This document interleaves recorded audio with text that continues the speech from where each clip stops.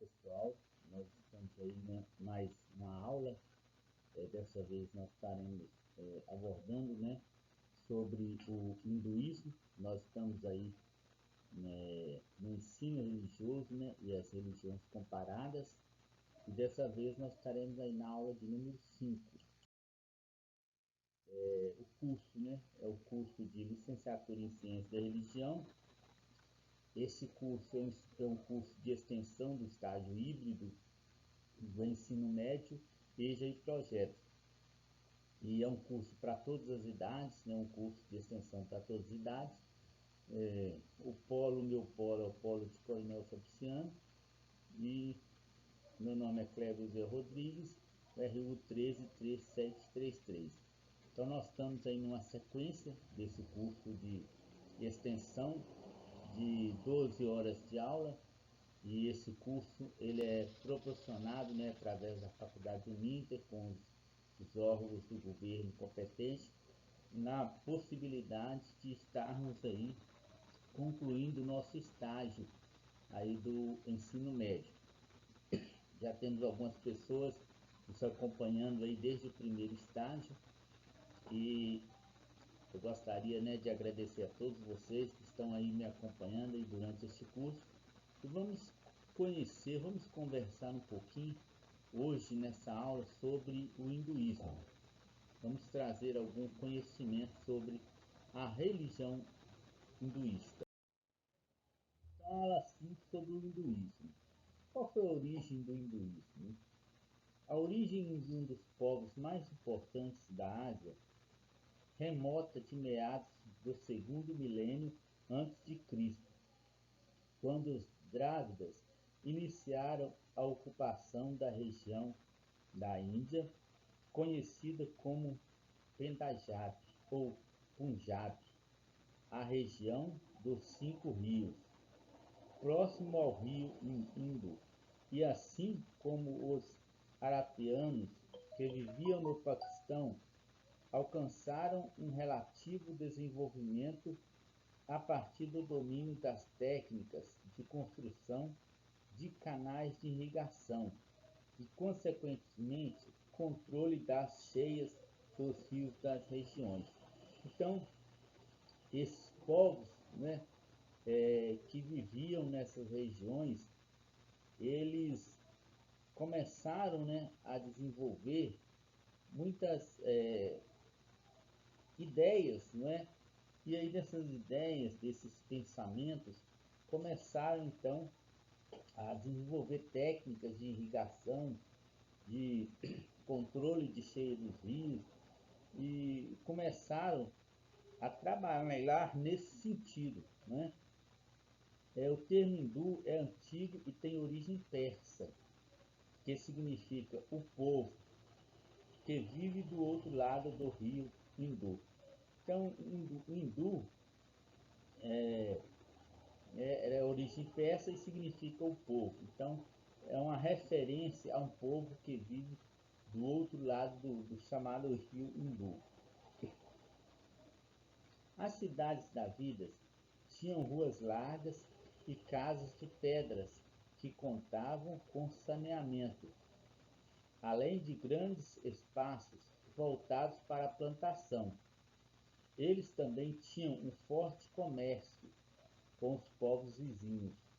Mas por volta do século XVIII a.C., os arianos invadiram a região dos 5 rios, escravizaram o povo drávida, e a partir dessa invasão, muitos historiadores consideravam como o início da civilização e do povo hindu. Então é importante, nós estamos aqui lendo um pouco da história desse povo, dessa religião hindu, antes de entrarmos em algumas particularidades dessa religião, o que eles acreditam, mas como contexto histórico, é interessante nós caminharmos um pouco, fazermos uma leitura, caminharmos um pouco, para entendermos como surgiu esse povo, como surgiu essa religião hindu, para ficar mais fácil depois até a nossa compreensão daquilo que estaremos destacando, né, mais a seguir. Então nós vemos aqui como que já começou aí a formação dessa civilização, né, hindu, que foi aí através, né, de uma invasão dos arianos, né, nas regiões aí dos 5 rios. Eles escravizaram, né, o povo Drávida. Aí a partir dessa invasão aconteceu isso aí, né? A implantação do sistema de castas. O povo hindu tem uma implantação desse sistema de castas e nós vamos ver o que isso vem a significar para a gente, né? E o que significou para eles também, né? Os arianos dominaram o povo Drávida e controlaram toda a região, tanto no campo militar quanto no religioso e administrativo. Então houve uma conquista dos povos arianos, né? Que eles vieram, controlaram toda aquela região ali, né? Onde estava começando a localizar ali o povo hindu, e eles dominaram tanto a parte militar quanto também a parte religiosa e administrativa. Então eles tomaram conta ali daquela região, né? Restava aos Drávidas a submissão aos arianos, o trabalho forçado ou a fuga para o sul. Então eles tinham duas alternativas: ou eles se submetiam, né, aos arianos, né, os Drávidas submetiam os arianos a um trabalho forçado, ou então eles teriam que fugir, né? Já que o povo não era lá muito guerreiro e não impôs muita resistência à invasão ariana. Então eles não tinham, os povos dravianos, eles não tinham uma força militar, né, uma força de luta para essa tamanha resistência, aos arianos. Então o único jeito que eles tiveram, a única alternativa foi se render, né, se render ali à invasão ariana. Mesmo assim, os invasores sentiram a necessidade de legitimar a ocupação, e para isso foi criado o sistema de castas, onde cada pessoa já nascia determinada a viver em uma classe social até sua morte. Então essa casta era a divisão social, né, que o povo ariano ali já estabeleceu ali para os povos dravianos, né? E a ideia deles é que cada pessoa que nascesse já nascesse em uma determinada classe, e ali ficava naquela classe social ali até a morte. O veículo utilizado para difundir o sistema de castas foi justamente a religião. Então eles utilizaram a religião a fim de implantar esse sistema, do qual trataremos com mais detalhes daqui a pouco, né? Estaremos falando um pouco mais sobre essa implantação que eles fizeram, desse sistema de casta, vamos dizer assim. Os politeístas, né? Os arianos incorporaram alguns costumes dos povos da região e se apoiaram na ideia de que todos nasciam do corpo do deus Brahma, e algumas partes do corpo significavam uma casta diferente. Era impossível ascender a uma classe, além de ser proibido questionar ou desafiar alguém que nasceu em uma casta superior. Como o casamento entre castas também era proibido. Não havia ideologia ou melhor teologia melhor para controlar um povo. Então, eles já difundiam essa ideia de que uma pessoa que estava numa casta, ele não conseguia passar por uma outra, mudar de casta, né? E ele também nem podia desafiar uma casta superior, né? Que é uma hierarquia superior. E ele devia se controlar na casta que ele ali era imposto para ele ali, né? Era impossível, né, ascender uma classe, além de ser proibido questionar ou desafiar alguém que nasceu em uma casta superior. Então ninguém podia desafiar a sua casta superior, né? E o casamento era proibido, né? Havia todo um ritual ali, né?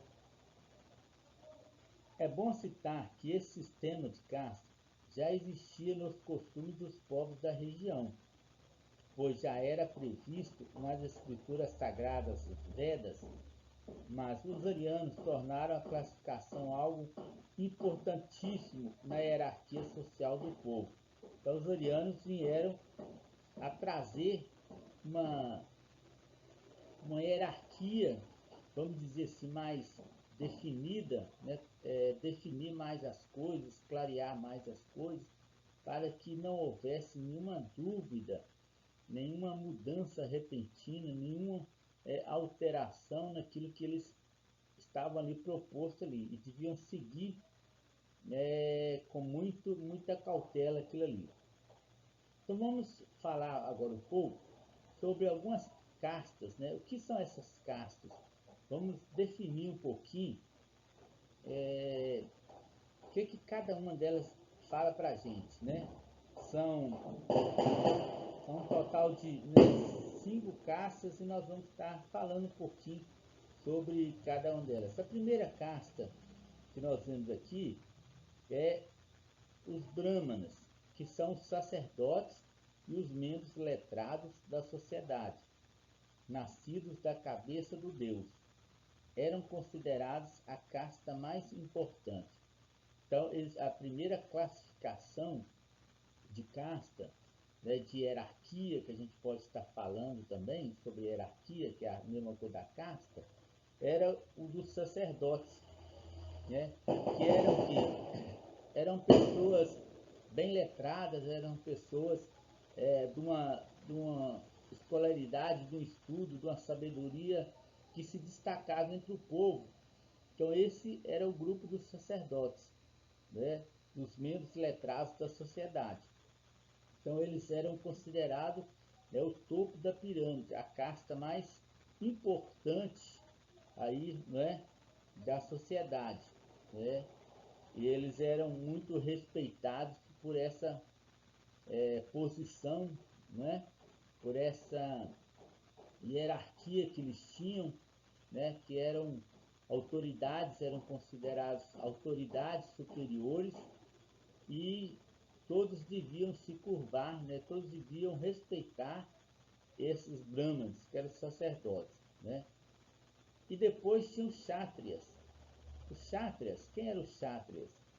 Eram os guerreiros, né? Essas pessoas guerreiras, que muitas das vezes também tomavam posições políticas, ou seja, em algumas situações essas pessoas elas assumiam também cargos políticos.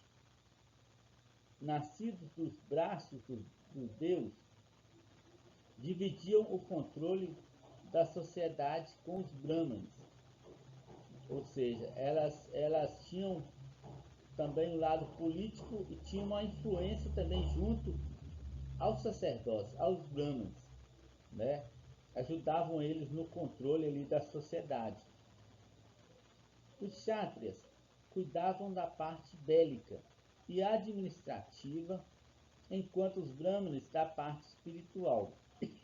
Então, era um grupo de casta, né, que eles tinham uma função especial ali dentro da sociedade.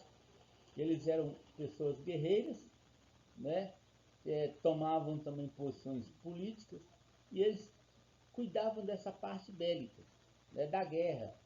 E enquanto os brahmanes, que eram sacerdotes, eles já ficavam mais à parte, na parte espiritual, né, cuidando dos ensinamentos da parte espiritual da sociedade. Já os chátrias cuidavam da parte da guerra, né, eram guerreiros, da parte administrativa. Então esse grupo fazia essa função ali no, né, nessa divisão aí da casta. E tinha os vaicias, né? Quem eram os vaicias? Eram os comerciantes, artesãos, camponeses, enfim, os profissionais comuns da sociedade. Segundo a lenda, teriam nascido das pernas do deus Brahma. Então, todas essas castas, essas hierarquias, eram tiradas de uma figura de um deus, de uma imagem. E aí eles iam descendo essa hierarquia, né? Então, os Vaishyas já eram ali o das pernas, né? Estava localizado mais ali na representação das pernas do deus Brahma. E eles eram comerciantes, eram a classe comerciante da sociedade, né? Os artesãos, camponeses, enfim, os profissionais comuns da sociedade. Eles cuidavam da parte do comércio, né? Eram os comerciantes. E depois tinha os Sudras. Os Sudras eram nascidos dos pés de Brahma, eram servos, de um modo geral, que prestavam serviços a uma casta superior. Também existiam artesãos e camponeses, além de operários diversos. Então, uma outra casta que existia era a casta dos Sudras, né? Tinha a representação ali, que era nascida ali dos pés, né, de Brahma. Eles eram considerados servos, de modo geral, né? E o que eles faziam? Prestavam serviços a uma casta superior.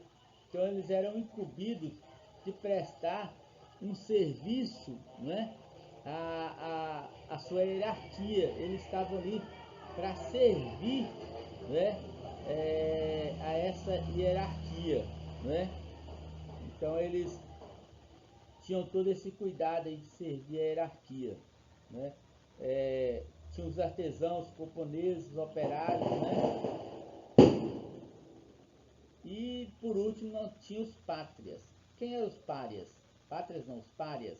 Quem eram os párias? Esses nasceram do pó abaixo dos pés de Brahma. Eram os marginalizados da sociedade. Hoje em dia são chamados de Dalit ou Raiens, e sempre foi a casta mais miserável da sociedade hindu.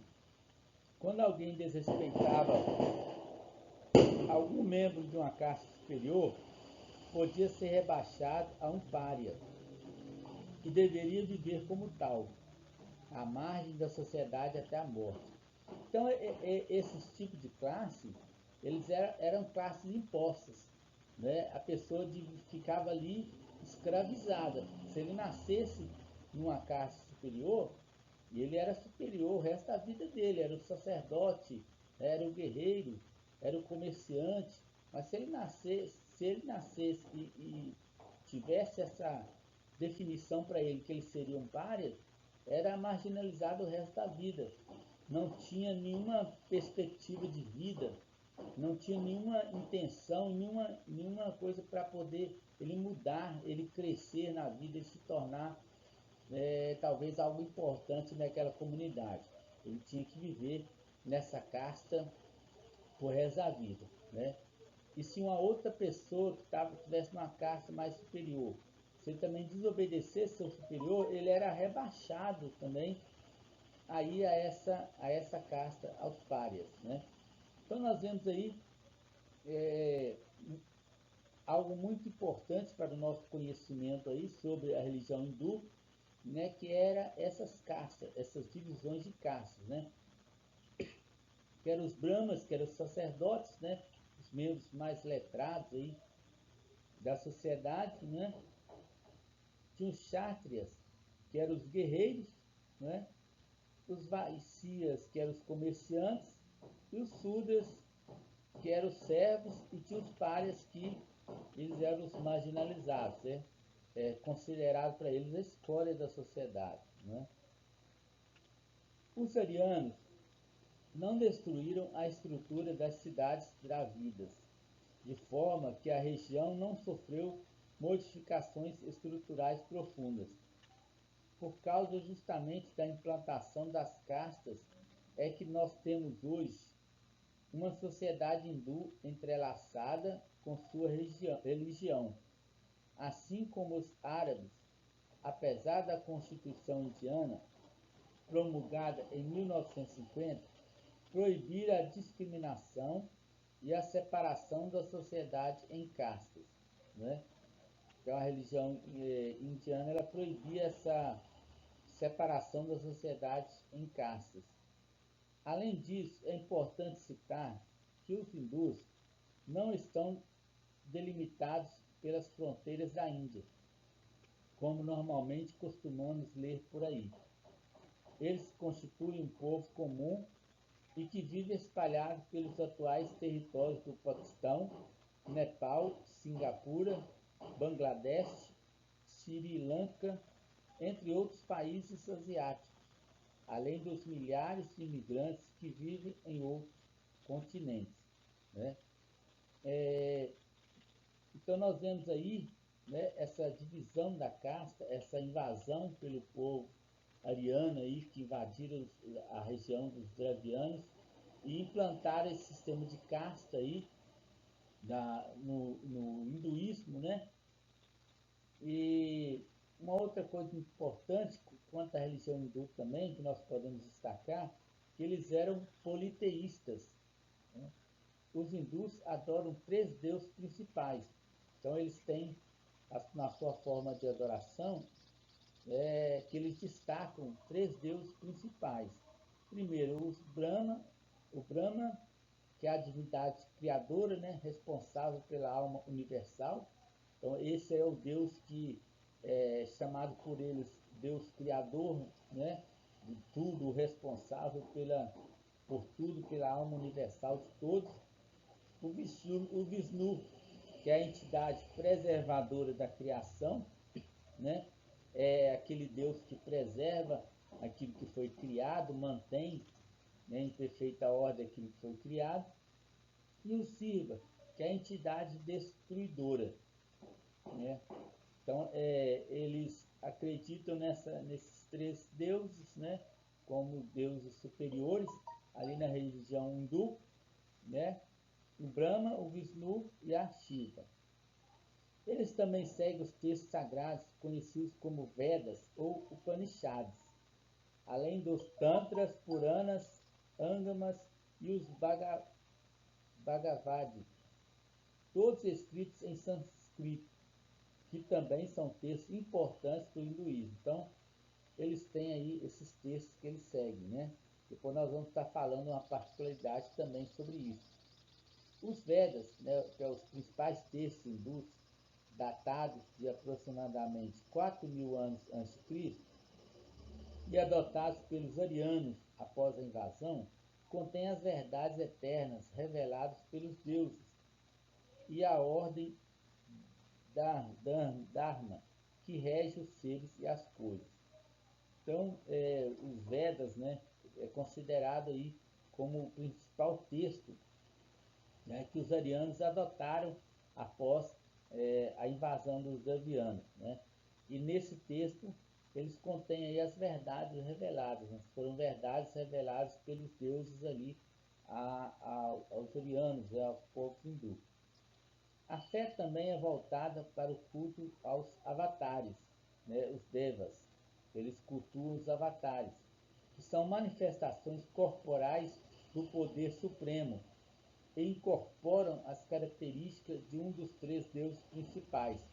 Então, o avatar é aquele ser que vai se manifestar, né, um deus que vai se manifestar em forma corpórea em uma das representações dos 3 deuses que eles têm, né? Os Brahma, os Vishnu, né? E também aqui, nós temos também aqui, né, o Shiva. Então, esses avatares, eles vão se manifestar na forma de um desses deuses. Dessa forma, os hindus cultuam cerca de 300.000 divindades diferentes. Então, eles são bastante politeístas, né? Eles cultuam mais de 300.000 divindades, né? Para cada divindade tem ali uma atribuição, né? cada uma adaptada de acordo com a realidade cultural dos praticantes. Dependendo da região, mudam os costumes e a realidade social dos fiéis, e mudam os avatares. Então, dependendo da região que eles estiverem, vai existir também aí uma mudança, né? Os costumes, na realidade social dos fiéis, né? Na forma deles praticarem, deles cultuarem, a forma como ali vai ser representado ali também, né? Esses deuses, como eles vão ser representados por esses deuses. Os hindus foram responsáveis pela construção de templos belíssimos e que estão espalhados por todo o sul da Ásia, né? Muitos templos aí que eles ergueram ali no sul da Ásia, não é? Um dos principais personagens do hinduísmo é o Buda. Então, o Buda é o principal personagem do hinduísmo, o Siddhartha Gautama, né? Um dos príncipes que viveu por volta do século V a.C. e que renunciou a tudo para dedicar-se à vida espiritual. Segundo seus seguidores, ele chegou a uma evolução espiritual tão grande que atingiu a iluminação. Por isso, ele é normalmente chamado de o iluminado ou despertado. Então, o fundador do budismo, os ensinamentos espirituais de Gautama são tão respeitados e recitados mundo afora que normalmente nós não damos conta de que o budismo é uma vertente do hinduísmo.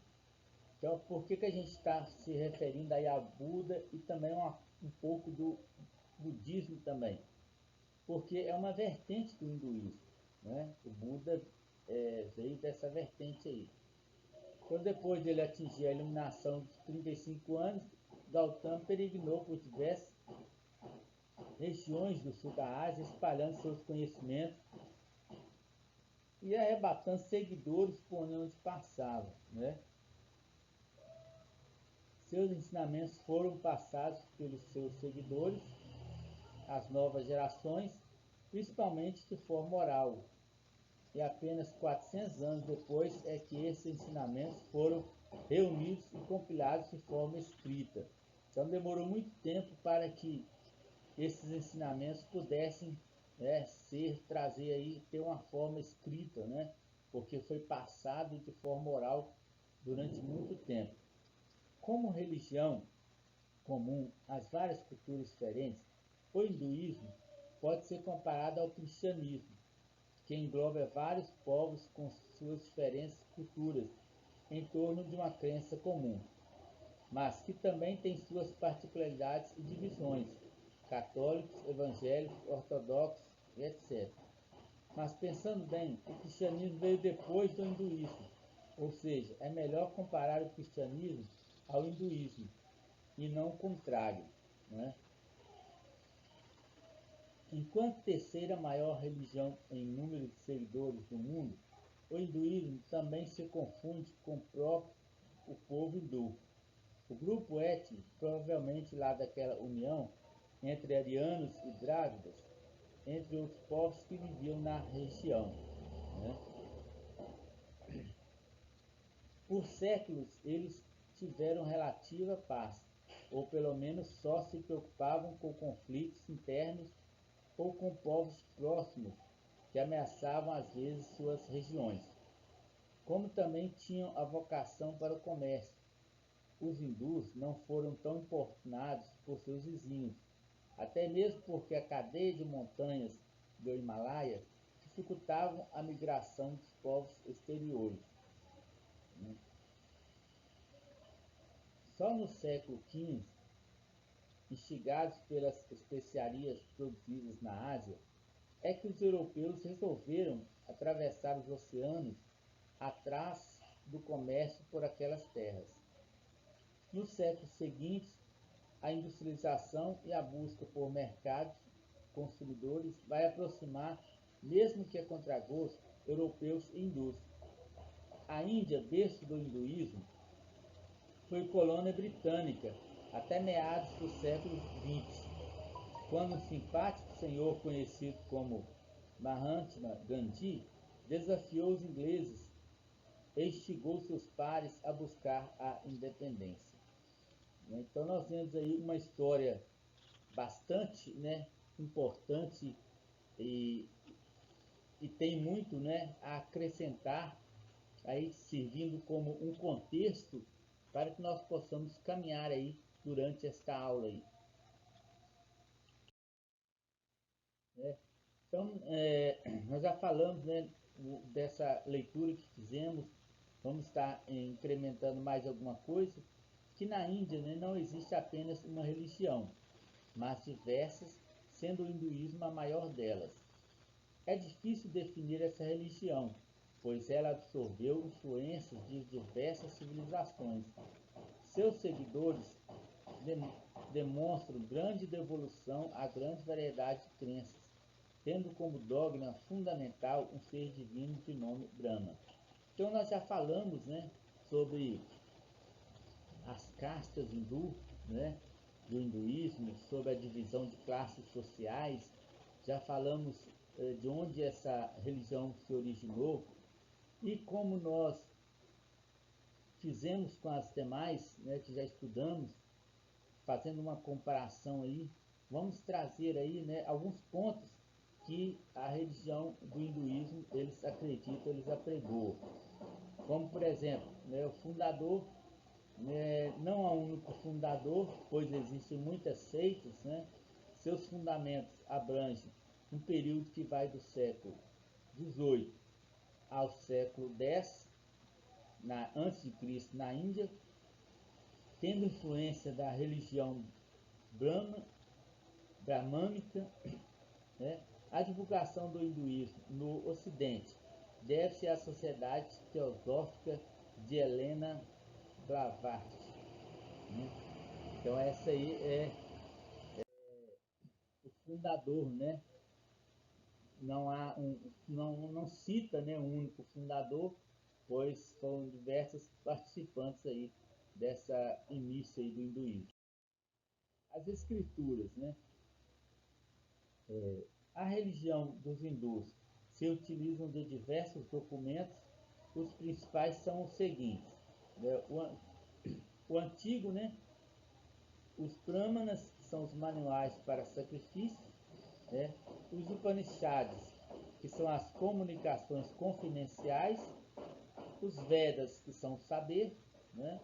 E os Puranas, as antiguidades.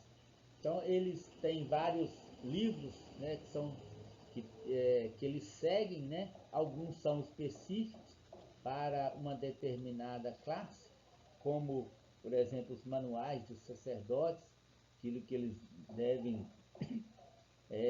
se orientar por eles, né, para dirigir a parte espiritual do povo, né?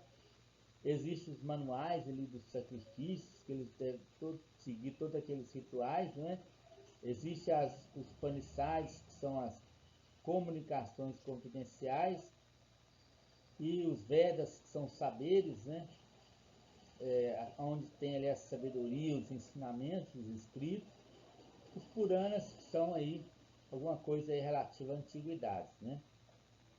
Então nós temos aí esses livros, né, que são citados aí e seguidos, né, pela religião aí do hinduísmo.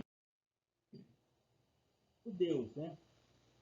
O credo fundamental do hinduísmo é o da existência de um espírito universal Brahma. Então eles professam três deuses principais, né? É o Brahma, o Vishnu e o Shiva. Então são deuses aí que têm funções diferentes, não é?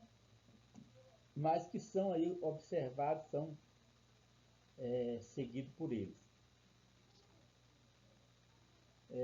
Essa alma, né, do mundo é também conhecida como o credo fundamental do hinduísmo é o da existência de um espírito universal Brahma, que é a alma do mundo. Essa alma do mundo é também conhecida como Trimurti, o Deus Trino e Uno. Brahma, o Criador, Krishna, o Conservador, e Shiva, o Destruidor. Então, essa trindade hindu, né, o Brahma é considerado chamado Criador, né, o Krishna, que é o Vishnu, o conservador que mantém em ordem todas as coisas, e o Shiva, que é o destruidor, né? Vamos dizer assim, talvez o Deus que aplaca, que coisas manifesta a sua ira, né, sobre alguma coisa que fica errada ali fora da ordem, né? Os hindus acreditam ainda na existência de milhares de deuses menores. Então esses são, vamos dizer assim, considerados a trindade, né? Os deuses superiores ali na religião hindu. Né? Mas eles também têm muitos outros deuses, muitos mesmo, né? Mas de ordem inferiores. O que o hinduísmo ele vai falar sobre Jesus, né? Jesus Cristo é o mestre, um guia, um guru, um avatar, uma encarnação de Vishnu. Além disso, é um filho de Deus, assim como são os outros. Sua morte não expia pecados e ele não ressuscitou dentre os mortos. Então, na religião do hinduísmo, eles pregam que Jesus ele é um avatar, é uma manifestação de um Deus, do Deus Vishnu. Né? É filho de Deus como todo ser humano, né? Considera isso. E eles pregam que a morte de Jesus não expia pecados de ninguém, né? E que Jesus também não ressuscitou dos mortos. Então, diferente do cristianismo, que é uma religião que prega que Jesus morreu e ressuscitou dentre os mortos, que atribui à pessoa de Jesus a divindade, que ele é Deus, né, que ele controla as coisas, que toda a criação veio a partir dele e que ele faz parte da trindade divina, né, a trindade santa. Então essa é a visão do hinduísmo, a visão do hinduísmo que Jesus ele não é Deus, né, e que a sua morte também ela não expia pecados. Sobre o Espírito Santo, o que o hinduísmo fala sobre o Espírito Santo?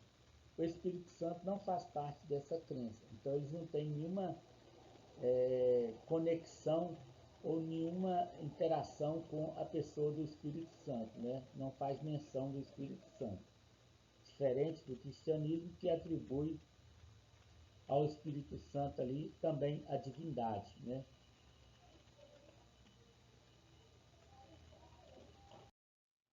A salvação. O que o hinduísmo fala sobre a salvação? Os que são bons nessa vida serão recompensados, encarnando numa casta superior. O destino dos hindus já está marcado. Não há um modo pelo qual eles possam escapar do karma. Nem mesmo qualquer deus pode intervir para alterar seu rigor.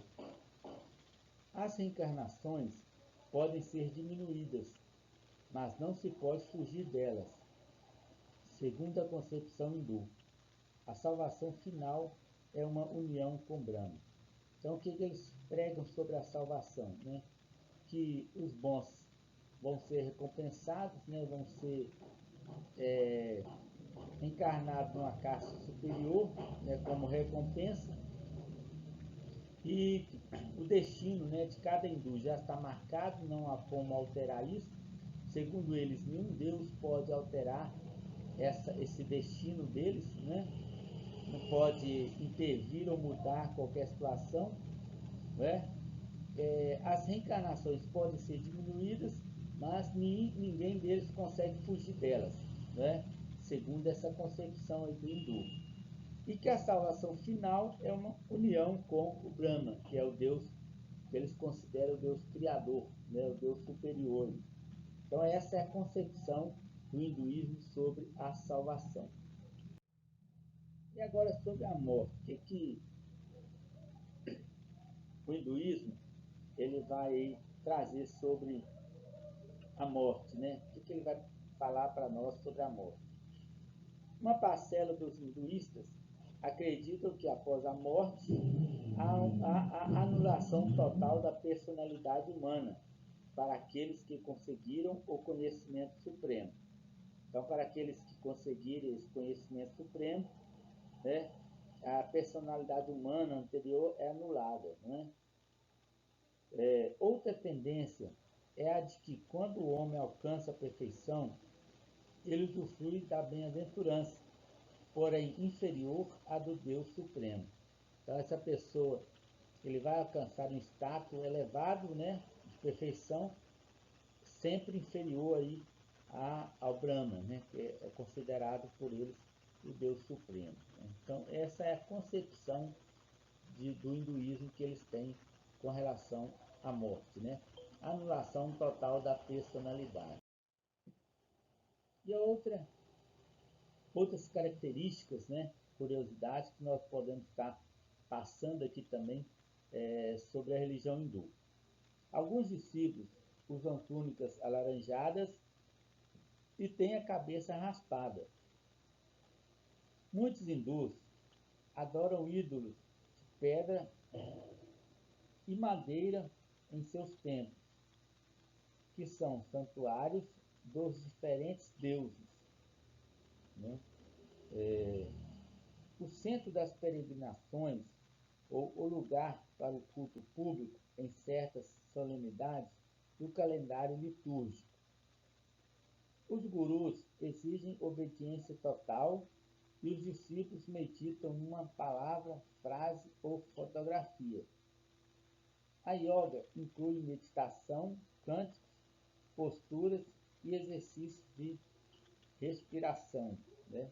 Aí quem fala para nós é o Ávila, no ano de 1995, né, no seu livro, na página 38. Tá? Ele traz essas características aí para a gente, né, do povo hindu, né? Aí da nação, da religião hindu. Então eles adoram ídolos de pedras, né? Também de madeira, dentro ali dos seus templos, né? São grandes santuários de diferentes deuses. O centro, né, das peregrinações, ou lugar para o culto público em certas solenidades do calendário litúrgico. E aí fala também, né, que os gurus exigem obediência total e os discípulos meditam numa palavra, frase ou fotografia. Então, há toda uma cerimônia, né, dentro desse templo, onde eles vão repetir algumas atividades ali que são passadas para eles.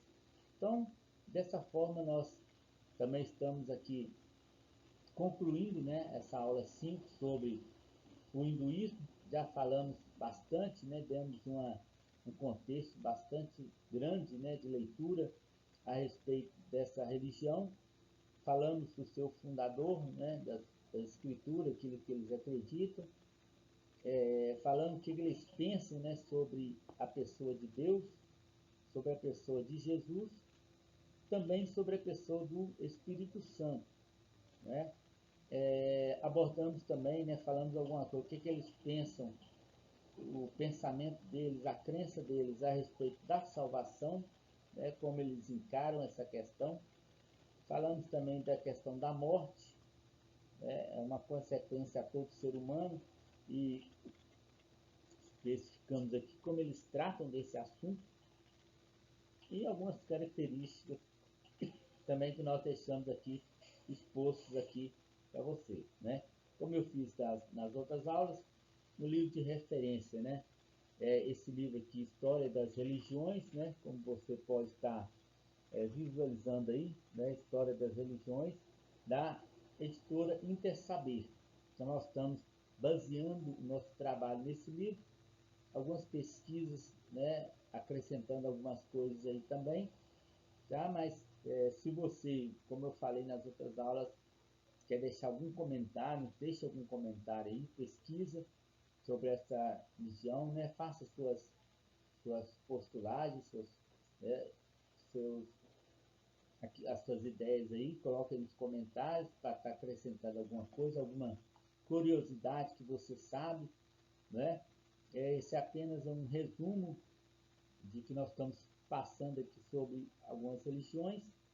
Vamos estar conversando um pouco sobre cada uma delas e nós concluímos assim, então, essa aula de número 5 sobre o hinduísmo. Na próxima aula, gostaria que você também acompanhasse, né? Estaremos falando sobre o judaísmo. também é uma religião importantíssima para o nosso contexto, para aquilo que nós estamos estudando também.